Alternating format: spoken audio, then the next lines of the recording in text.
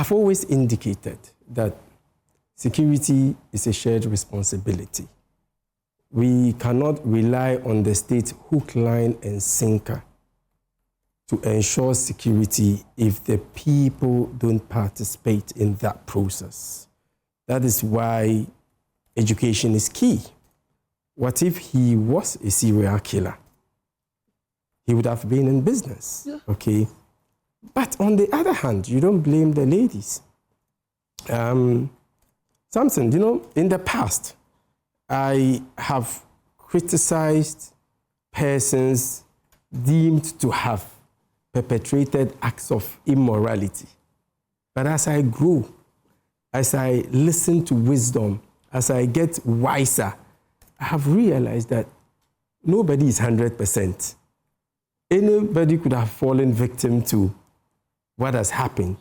So this gives me the opportunity to appeal to Ghanaians to stop sharing the videos. And at this point, the ladies need psychological help. And I'm also looking at the feasibility. Let's say I'm a security operative assigned to the Accra Mall to keep an eye. There's a police station there. There's absolutely. There are CCTVs all over there. All over. Somebody is asking if these are all just for the optics. Yeah. No, the thing is, like I indicated, I'm looking at the feasibility as a security operative. How possible is it for me to approach every man talking to a woman at a public place?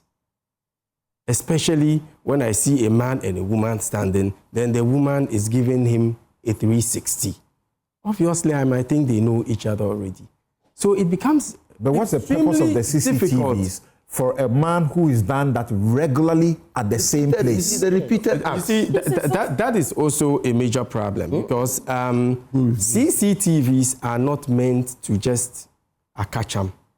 CCTVs are supposed to be monitored 24/7 to establish patterns. In fact, in China, there are CCTV cameras which is even able to tell when you are breaking the law. For example, dropping rubbish where you're not supposed to do so, okay? But it is work in progress. But we need Ghanaians as much as possible to understand the dangers associated with such acts and to take the necessary precaution. And the unfortunate thing is, there are a lot more videos we might not have seen. So let us not think that, Ghanaian women are easy to find. No, perhaps there's a lot more women he has approached and they refuse to cooperate with him, okay? Yeah. And as a criminal researcher, I mean, when I look at issues of this nature, I look at it from the academic perspective. Is there a correlation between what has happened, between the rich and the so-called poor? Because we have seen a lady with a luxury car saying no. We have seen some ladies, who that lady too had actually come for the holidays from the US, right? Absolutely. Yes, and she said, "Why are you asking for my number? I don't know you anywhere. Exactly. What my number for?" So education, you see, so we need to look at it from the broader picture, okay? Fine, there's a security component, there's a safety component, there's an education component, okay? And there is a human security, jobs for young women component to it. Okay, so it is something that should be looked at holistically. Indeed, like we have all agreed. But there's an important question. A couple of people have asked me to ask you guys. Could the hotel he stayed in have played any role? How is it possible that a hotel will be so unconcerned about a foreigner bringing in so many Ghanaian girls without suspecting anything?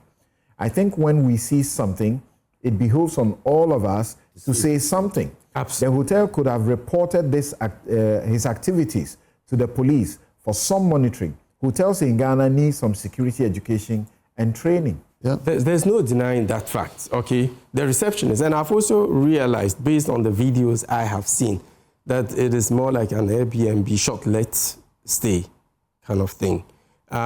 Sometimes they do have receptionists, sometimes they don't. Okay, so we are not able to tell at this point. But education is extremely key. And we've all agreed, he has broken a number of laws, prominent is the Cyber Security Act 1038. Government has done a lot, I mean, so far. Do you think that in any serious country, he would have stayed in one place and would have taken at least 3 women to the place without any alert, without any concern being raised? Well, it depends on the location. Okay, like I indicated, there are some apartments that have receptionists. And if they are well trained... I'm not talking about Ghana. But yes, I've met you in airports outside of this country. So you have an idea what may happen elsewhere. Do you think this will happen anywhere else? Well, it depends. In some places it might happen, in other places it will not happen. Okay, it depends on the type of surveillance architecture we have running in the system. Okay, but like I indicated, this should not be left to the state alone, even though it is the responsibility of the state to ensure the safety of its citizens. That is why some steps have already been taken, including the release of the passport page. And the Ministry of Foreign Affairs, as a matter of fact, has summoned the Russian ambassador.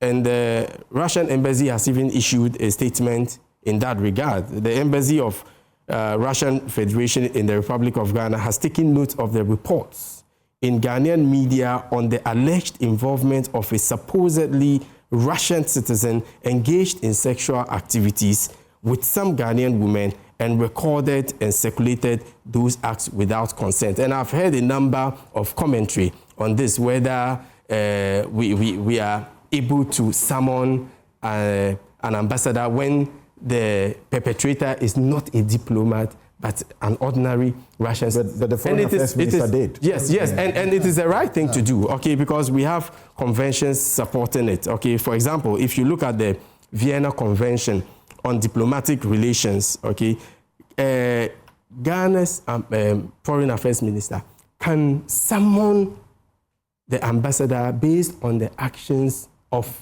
their citizen. Yeah. And the summoning basically is to convey concerns about what has happened, also to seek clarification, to request cooperation, and in some cases issue a diplomatic protest, okay? And we do also know that there's no extradition treaty between Ghana and Russia. The Extradition Act of 1960. Or between Russia and any other country for that matter. Or perhaps just a few countries. Just a few countries. I mean, Ghana has extradition treaties with the US, UK, and some other countries, especially in West Africa. Okay, so it is the right thing for the Foreign Affairs Minister to have done. Now the question is, what is the way forward? Okay, going forward, we are seriously looking at the possibility of issuing a red alert, Interpol red alert. That's right. Okay. Engagement is also ongoing to get the cooperation. The benefit of that is that it will restrict his movement. Yeah. Wherever he finds himself, he will not be able to move from one country to the next. Absolutely. That's what the red alert will do for him. Absolutely. Yeah. And we can also seek the cooperation of Russia. Even though there's no extradition treaty, based on the principle of reciprocity, okay, we can get them to cooperate with us. The ambassador has hinted at that, yes, that because it's also a crime in their country, they would definitely want to cooperate. Or even trial him in absentia.